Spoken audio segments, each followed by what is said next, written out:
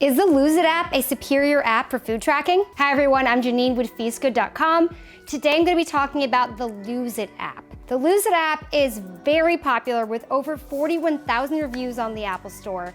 So I just wanted to put it to the test to see if it would be beneficial for me as a way to track my food intake and to see if it would be beneficial for you. Both myself and my nutrition coach colleague, we spent the last month using this app, and while there are some things that I love about Lose It, there are also some drawbacks and reasons why I wouldn't recommend it to certain groups of people. Overall, I think Lose It is worth it for those who want to strictly focus on counting calories. Therefore, it's a great option for those who have the goal of losing overall body weight. However, the free version of the app doesn't track your macronutrient intake, which is more important for improving body composition and performance. In this video, I'm gonna go over what I liked about Lose It, what I didn't like, my key takeaways after using it for 1 month, as well as who I do and do not think that this app is right for, because it is not right for everyone. I have put the full link to the blog post, which is gonna be below in the description, and it goes into a lot more detail about the app, the pros and cons, what my nutritionist colleague thought about the app, how you can save some money if you decide to purchase it, as well as what alternative food tracking apps that we recommend. So let's get into what I did like about Lose It. First off,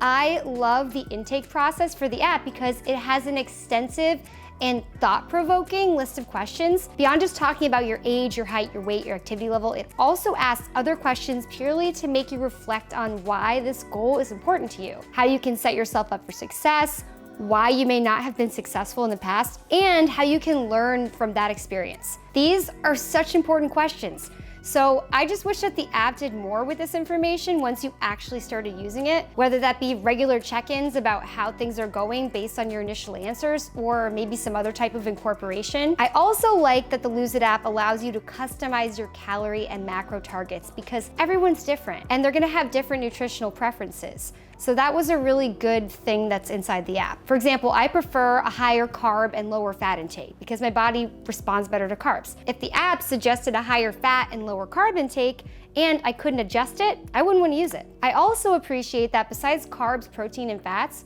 you can set goals for saturated fat, sodium, cholesterol, fiber, and sugar because these are other key nutrients for your health. And these are often disregarded. Setting targets for these nutrients is great for those who have been advised to decrease their saturated fat, their sugar, their sodium, or their cholesterol by their doctor, or if you're someone who needs to increase your fiber intake. One of the best features of this app, though, is that it gives you the option to send out daily and weekly reports containing a nutrition summary and a complete food log. This is something that my nutrition coach colleague, she really appreciated this because it helps her track her clients more effectively. They can just send all their stats and information right on over to her. So overall, there are a lot of positives to this app, but there were also some negatives as well. So here's what I didn't like. First, I started using the app and I didn't think that there was macronutrient recommendations because they don't appear on the dashboard. To see them, you have to add them to your dashboard by selecting them as favorites. Once I noticed this, I saw that macro targets were recommended to me based on the data that I had inputted during the sign-up process. But the issue with these targets was that they didn't actually add up to my recommended calorie target provided by the app. Thinking that's so confusing. My calorie target was supposed to be about 1,902, but if I tracked my macros, I would only be eating 1,854 calories. This doesn't make any sense because there's no way I could achieve my calorie target and my macro target. The protein target was also very low. Another thing I didn't like about the app is that although you have the ability to customize your macronutrient intake, it doesn't have any guidelines for making your macros add up to your calorie target. I don't know why I was taken back by this. After discovering that the macro targets it recommended didn't add up to the calorie target it recommended either, but I was surprised. Typically, calorie and macro trackers, they're going to have a feature that allows you to adjust your macro targets only to amounts that will add up to your calorie target. So this was strange that it didn't do that.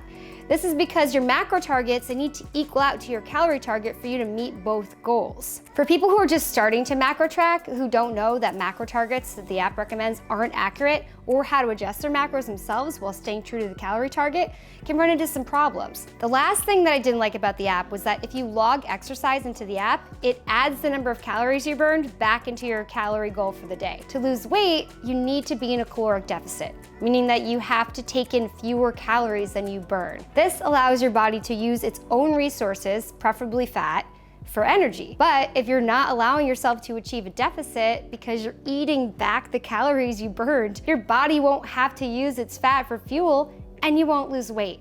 So that kind of defeats the purpose. This feature sets users up for failure, especially if they don't realize that it's happening and they don't know how to turn it off. When you log your exercise into the app, there is a button at the bottom that says exclude from total calories that you have to click each time to turn this feature off. So make sure you do that. The Lose It app has also a very user-friendly interface that allows you to customize the app to the looks and functionality based on your preferences.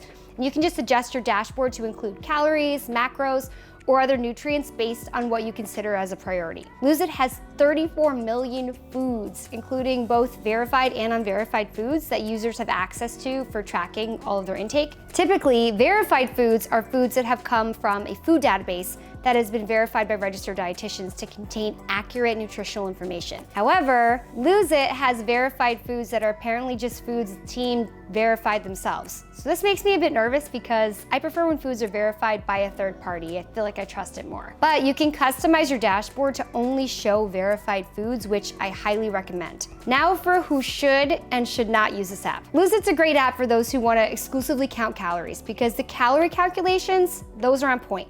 And the food database has plenty of verified foods to ensure that the calories you're logging are accurate. However, I think you should not use this app if you want to track macros over calories, because the app is built to support calorie counting over macronutrient tracking. Overall, I had a really positive experience with the Lose It app. I thought that the calorie target was accurate based on the data that I provided when I signed up for the app, and I enjoyed having the ability to set my macro goals on the premium version. Although this app isn't perfect, it really does appear to produce great weight loss results. At least according to Lose It, their users lose on average 35 pounds after just 6 months of use. That's really impressive. I like that the app can track calories, macros, the carbs, fat, protein breakdown, and some micronutrients, the vitamins and minerals. But its emphasis on calories over anything else, that really isn't my favorite because I don't think that's a great way when you're focusing on weight loss. This just about wraps up my review for the Lose It app. I just wanted to thank you all for tuning in and watching. I have linked the full blog post in the description. This is gonna have more info on how we tested the product, how to save money on the app if you decide to purchase it, and any alternatives that we recommend. If you liked this video, please give it a thumbs up and subscribe to our channel for more reviews. Also, make sure you hit that notification bell so that you don't miss out on our next video. Thank you so much for watching, and I hope you have a great day.